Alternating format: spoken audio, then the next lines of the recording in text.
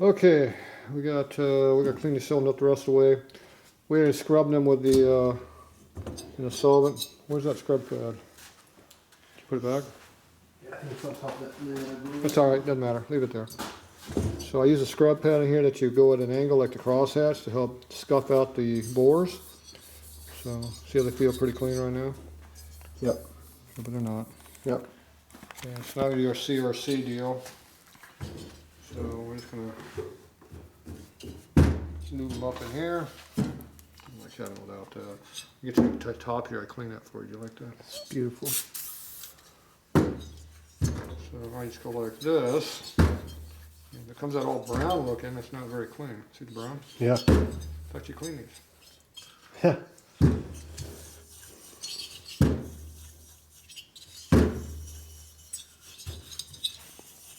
Just go like that.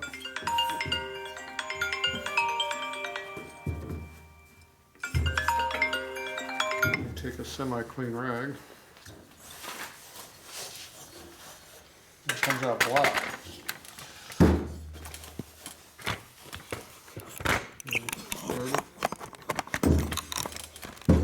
So now you look at the bore between the first and second one. You gonna take that? Yeah. So now you can see how this is a lot brighter than this one over here because we cleaned it. So now we got to clean that one and bring it up to the same standard. Same standard as that. It's still dirty, but it's cleaner than it was. So let's do this again. Do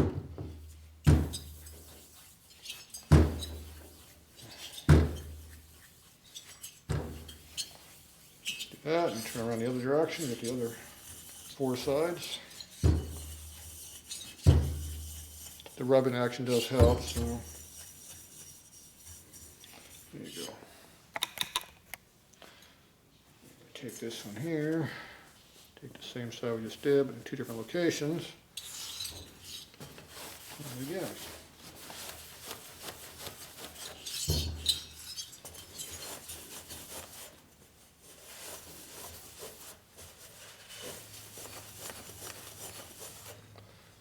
So, all that black is not good. Alright, so now this one's shiny like the last one was. That's the first go around. Make sure my hand's clean, we do it again. Eventually it will not come out black and brown. That means you're getting cleaner.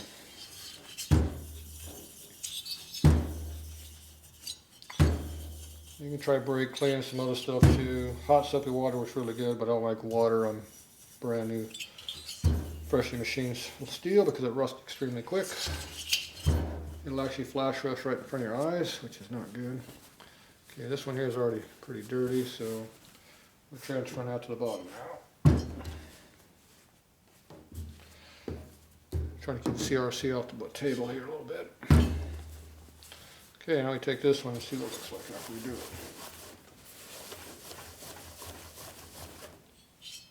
Still bringing up a little bit of stuff.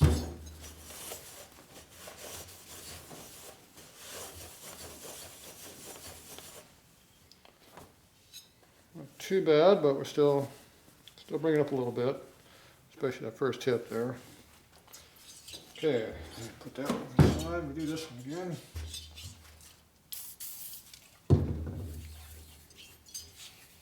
And you do this whatever, 2, 3, 4 times, whatever it takes.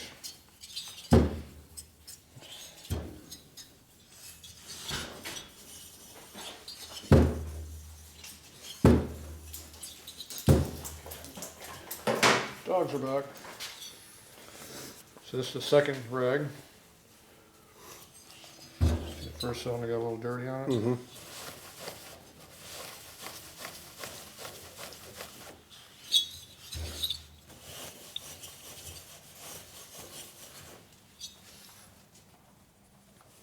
A little bit more. And then you have a clean rag.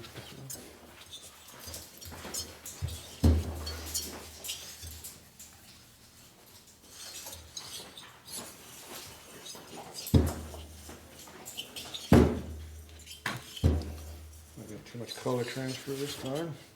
Now you flip around to the other side of the rag where it's clean, see?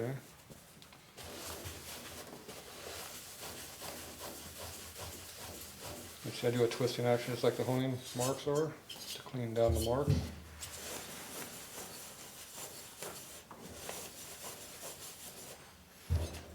So it ain't black this time, just the initial hit there on the bottom. And you're getting shinier and shinier as you do it.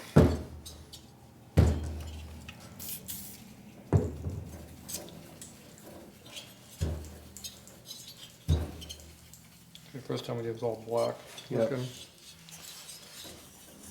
Now it's looking fairly clean. Okay,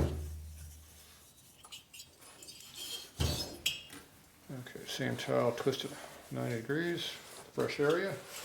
It only hits on the side of my hand, see?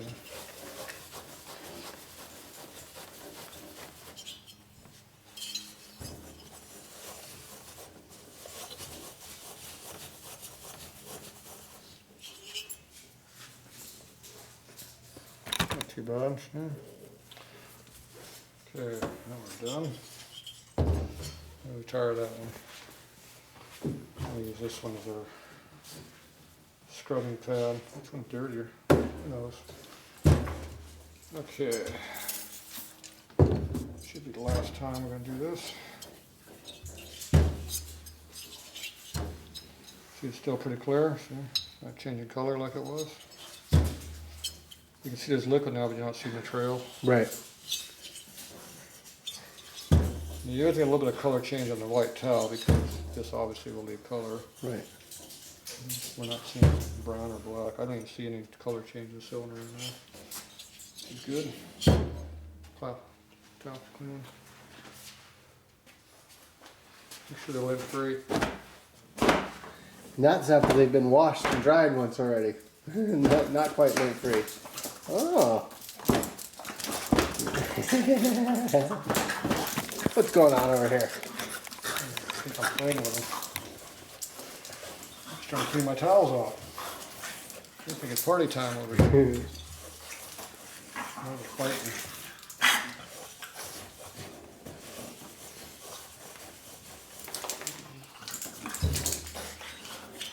How shiny they're getting now? They're getting pretty shiny. Yep. That. I need to transfer. Yeah, that was the side I just used. Don't see squats there.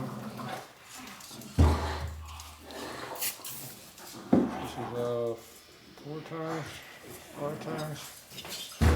I lost track. See the eyebrows where the cylinder's never clean? Yep. That's where that piston comes up and stops short, right? No, that's where the cylinder warps. It's on the bottom too. Just gets hot and You gotta move around and blur differently. right. You can see it, it's all Yeah, carbon here. yeah, I can see it. The ring went all the way up to here, but it wasn't round. You know, the big gouges up and down, like pulling those out, so these are much looser than they did get loosened up 1.5 thou or 2 thou probably. Are you saying this is more of a race setup? What? You're gonna leave them a little looser. Well, I can't hold the cylinder for rings without making the cylinder bigger. No, I'm saying Especially when it's it's more gouges. for racing purposes. See, that's pretty clean now. Not really getting anything much on that. Okay, so yeah, that's just where the cylinder's warped. Yep. Every time you bolt these things on the bike, they're different. Every time. Every time you put a torque plate on there, loosen the torque plate bolts, tighten, retorque them, they change. They'll change a couple thou. So where's the accuracy? That's why I don't use them. There is no accuracy, so why worry about it? But you can see the low spots there. See the low spots there? Yep. So you still got the scrape marks. Your piston's over here, see? Yep. Whole big eyebrow all the way down through here. It's uneven. The whole bottom of the cylinder's got low spots in this one. One was really bad, one wasn't too bad. And this one here, see there's low spots in this one. See the marks? They're what they are. That is the truth. Okay, now I got black. This just got a little crap on it. You know how many times I cleaned that? They go black. Yeah. Could be some transfer off that rubber too. A lot of being transferred off that rubber.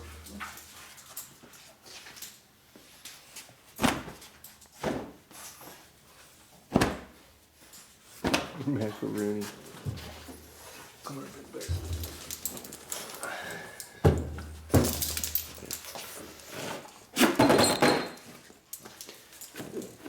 Throw them things around like there's no value in them.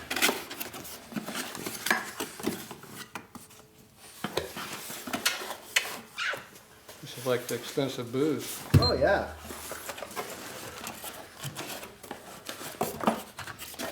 A feeder gauge.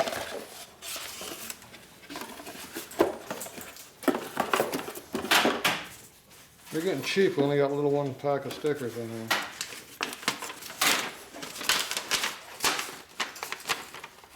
Okay, you're supposed to measure the piston skirt clearance right here, and you're supposed to have 2.5 thousandths.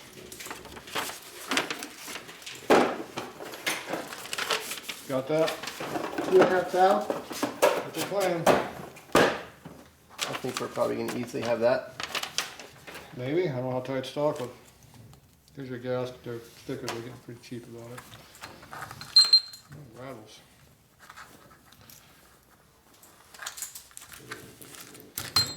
They don't pack them like this no more. I don't think. Yeah, maybe they still do. Some of the cheap ones don't. Previously damaged already inside. See how the pin beats around inside. Yeah. Okay, we need an airline to blow these off real quick. You doing plane over there? The other ones aren't rusty? Stainless doesn't rust, so I don't think those are stainless. I don't think everything's small. 2.5 thou. I think this goes down to 6 thou. That's where I stop. Oh, these are brass. Oh, fancy. What kind of feeder gauge kit did you buy? It only goes down to... I inherited that. You mean I had to bring a good one and you didn't tell me? The good one goes from 1.5 to 25. This one here has too much crap going on. You got spark plug, checking, gapping tools in here.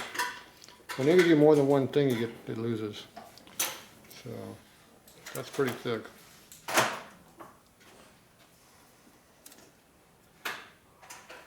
You got 2 10s, 2 12s. I think it's kind of a bit of a hodgepodge. Looking at it. You know, 6 isn't going to do much for us.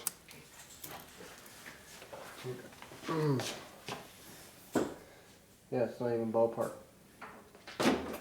I can maybe try to run this to... This is not very accurate from inside to outside. This says 6.5.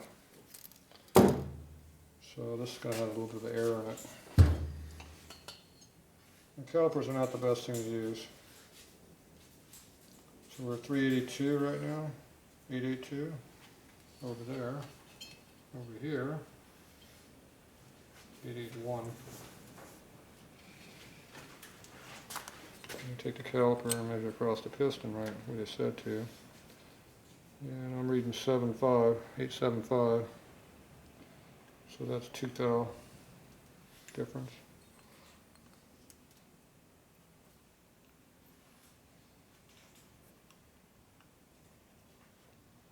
No, 873.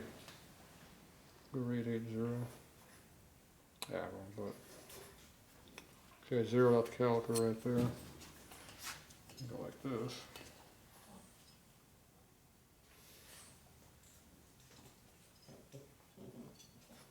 It's 2 thou. 5 thou right there. 5.5 in the center of it. There's 6.5 thousandths. 6. But I know this is off by 2 or 3. So we're probably around 3, 3.5. Would be my guess. That's in that one spot. It'll be different somewhere else. Measure over here, it's going to be different again. Camera's not picking up any of this. See right here I got 10. I got 10 thou right there. It's way out of round. See that's in a low spot? Yep. 10 thou. There's 8.5 over there. Any change on there?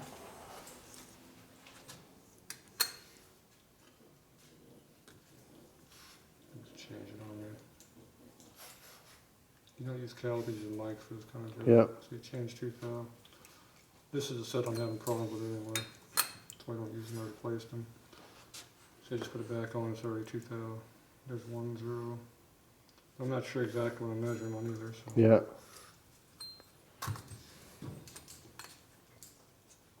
These are half a thou apart, so that's good. Like I said, these have been worn from too many years of abuse. So we're 6.5 right there right now. On our bad spot here. Now I'm getting 7.5, there's 8.5. Take off 3, 5.5. 4.5 is the limit on EVA. I don't know what the twin cam where the limit is, but it doesn't matter. Here's 7. 7, this one's round. So that puts us about 4. Go loose. Racing fit. I knew they were going to be loose. I did too. I did too. Do I sound concerned? I'm not concerned either. Means you can rev the snot out of it and go play. That's what that means. Okay, so the next big thing is rings. What is our gaps? Nice ball. That was a tear, not a cut. And they didn't do a good job of that either.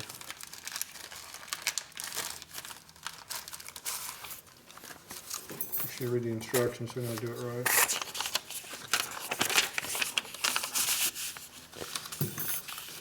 Minimum gap per inch of bore. High performance street strip, is that us? I don't know.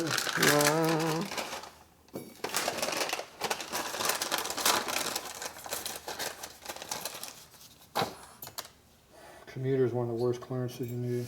A lot of heat. You fry them when commuting. Stop and go traffic, never move them. Yep. It's as bad as being a nitrous motor or blown motor. Street strip is actually your tightest clearance, in my opinion. Okay, so you go like that. Got something flat to push it down with? Piston? My fingers. You want one of your, I don't remember who you used to do this. We'll use this. This is flat. Keep banging it. How much gap you got there? Enough.